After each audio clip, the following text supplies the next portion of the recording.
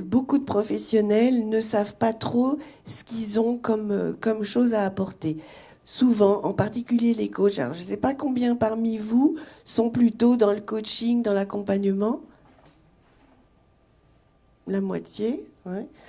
Et donc, bien souvent, vous avez fait des tas de choses, vous avez suivi des tas de formations, vous avez un catalogue d'outils phénoménal et vous avez du mal à organiser tout ça. Très souvent, quand vous devez vous présenter, vous présentez vos outils au lieu de vous présenter vous et de présenter ce que vous pouvez apporter aux autres. Donc, vous allez présenter vos outils et en plus de ça, dans vos outils, vous avez du mal à organiser ça et à mettre des priorités.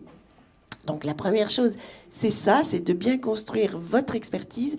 Ensuite, je donne des éléments pour la rendre visible, notamment les sommets sont un excellent moyen de devenir plus visible, mais ça ne suffit pas. Vous pouvez tout à fait avoir de la visibilité et puis qu'il ne se passe rien derrière. Et ça m'est arrivé un beau jour, j'étais toute contente, j'étais dans ma cuisine en train de faire à manger.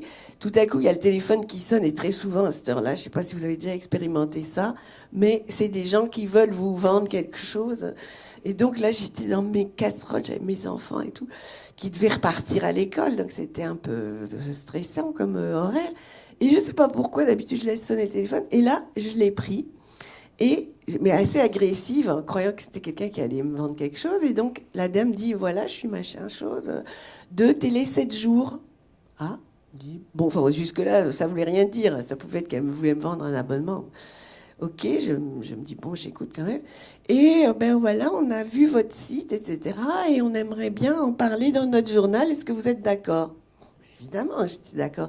Je ne sais plus combien est le lectorat de Télé 7 jours, mais je crois que c'est pas loin de 3 millions. Donc, je me dis, avec ça, je vais avoir de la visibilité, et ça va être génial.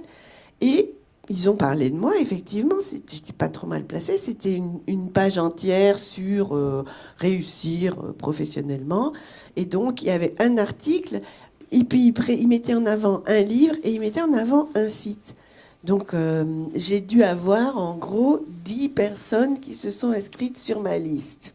Vous voyez, donc c'est vraiment rien du tout.